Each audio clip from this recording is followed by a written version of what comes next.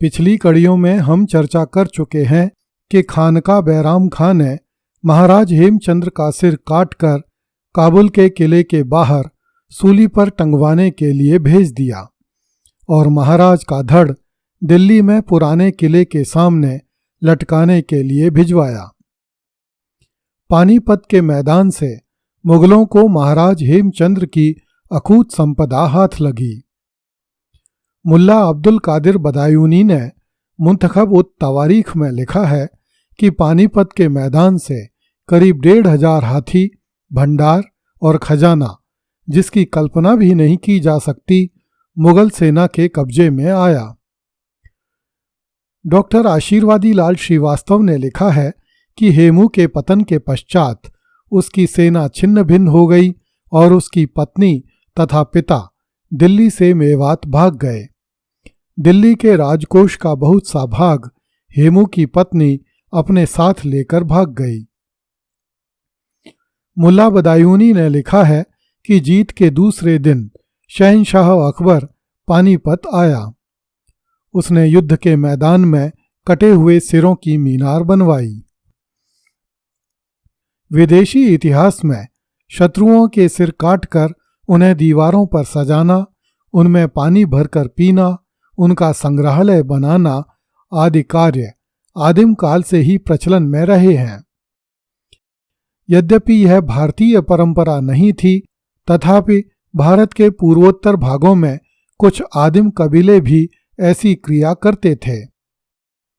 भारत के इतिहास में विदेशी आक्रांताओं द्वारा, विशेषतः मध्य एशियाई आक्रांताओं द्वारा विधर्मी शत्रु सैनिकों एवं विधर्मी जनता के कटे हुए सिरों की मीनारें, ढेर, चबूतरे एवं मुंड चौरा बनवाने के कई उल्लेख मिलते हैं। भारतीय इतिहास में इस प्रकार का सर्वप्रथम लिखित उल्लेख ईस्वी 1305 में मिलता है, जब दिल्ली के तुर्क सुल्तान अलाउद्दीन खिलजी ने दिल्ली में बदायूं दरवाजे पर मंगोलों के कटे हुए सिरों की 2 मीनारें बनवाई थीं तथा बाद में उन सिरों को सीरी के दुर्ग की नींवों में डलवाया था। उस समय मंगोल इस्लाम को अपना शत्रु मानते थे, इसलिए तुर्क एवं मंगोल दोनों ही एक दूसरे के विरुद्ध क्रूरतम व्यवहार करते थे। ईस्वी 1398 में अकबर के पूर्वज तैमूर लंग ने दिल्ली की हिंदू जनता के सिर काटकर उनके सिरों की मीनारें बनवाई थीं। ईस्वी 1505 में बाबर ने हिंदू कुश पर्वत की उपत्यका में रहने वाले हिंदू अफगानों के सिर काटकर उनकी मीनारें बनवाई थीं।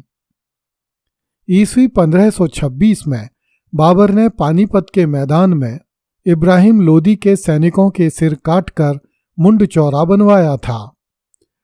मुस्लिम इतिहासकारों के अनुसार चूंकि उस युद्ध में शत्रुओं के सिर अर्थात इब्राहिम लोदी के सैनिकों के सिर कम थे, इसलिए दोनों ओर के मृतकों के सिरों से मुंड चौरा बनवाया गया।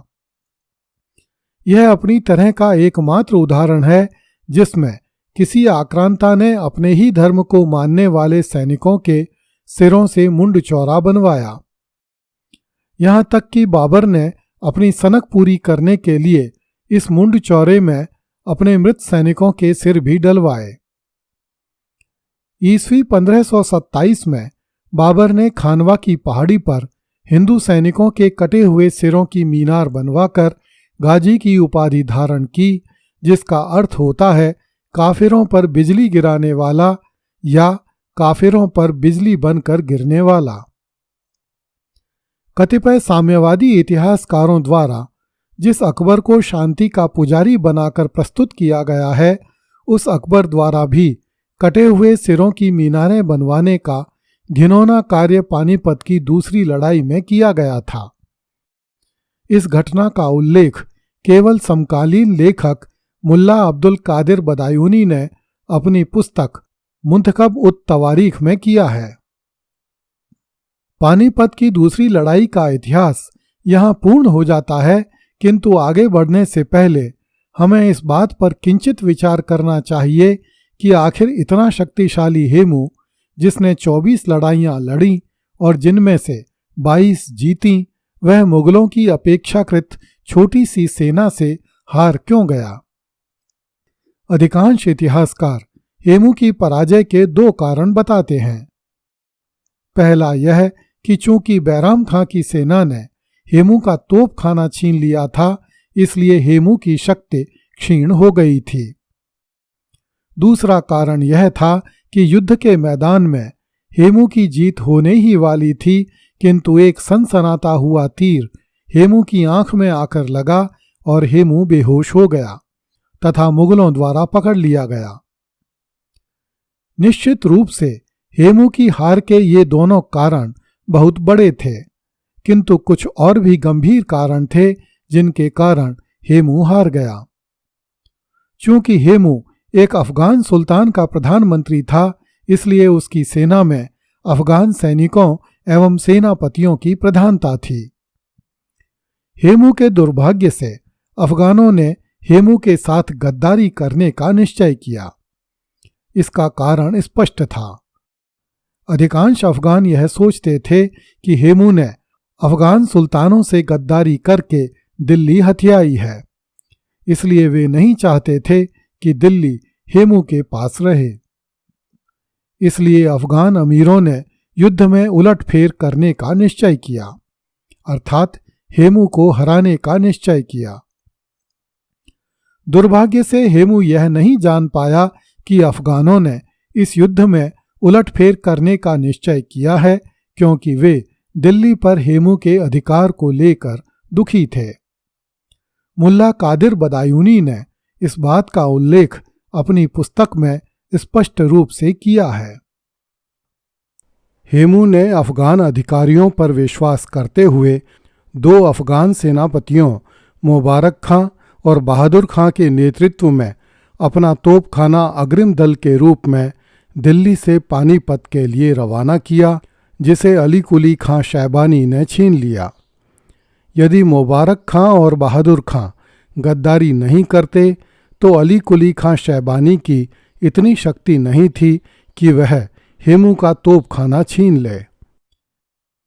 यदि तोपखाना नहीं छिनता तो पानीपत के युद्ध का परिणाम कुछ और ही हुआ होता। इसी तरह हेमू ने अफगान अमीर शादी खां मसवानी को अपनी दाहिनी ओर की सेना की कमान सौंपी थी, किंतु अफगान होने के कारण शादी खां की भूमिका भी संदिग्ध हो गई थी। फिर भी हेमू अपने हाथियों एवं पुरबिया सैनिकों के बल पर अकबर की सेना के केंद्रीय भाग में धंसने में सफल हो गया था। यहां हेमू ने एक बड़ी गलती और की। उस काल के अन्य हिंदू राजाओं की तरह हेमू एक ऊंचे हाथी पर बैठकर युद्ध के मैदान में आया, ताकि उसके सेनापति एवं सैनिक हेमू को देखकर युद्ध के लिए प्रोत्साहित होते रहें। किंतु यह ऊंचा हाथी ही हेमू की पराजय का कारण बना। एक अनजान सैनिक द्वारा चलाया गया तीर बड़ी आसानी से हेमू की आंख में जा लगा और हेमू बेहोश होकर गिर गया। जबकि दूसरी ओर मुगलों ने अकबर को युद्ध के मैदान से पूरी तरह दूर रखा। बैराम खां भी युद्ध के प्रारंभिक भाग में युद्ध के मैदान से बाहर रहा, किंतु जब उसे मुगलों की पराजय होने की संभावना के बारे में पता लगा तो वह युद्ध के मैदान में पहुंचा। बैराम खां ने युद्ध क्षेत्र में अपने लिए कोई हाथी नहीं चुना, अपितु वह घोड़े पर सवार होकर युद्ध क्षेत्र में उतरा। जब बैराम खां ने देखा कि वह हेमू के हाथियों के बीच में से अपने घोड़े को आगे नहीं बढ़ा पा रहा है, तो वह अपने विश्वस्त सैनिकों सहित पैदल ही तलवार चलाता हुआ हेमू की ओर बढ़ने लगा। इन सब कारणों से हेमू हार गया और बैराम खां जीत गया। Doctor RP. त्रिपाठी ने लिखा है, हेमू की पराजय एक दुर्घटना थी और अकबर की विजय दैवीय संयोग था।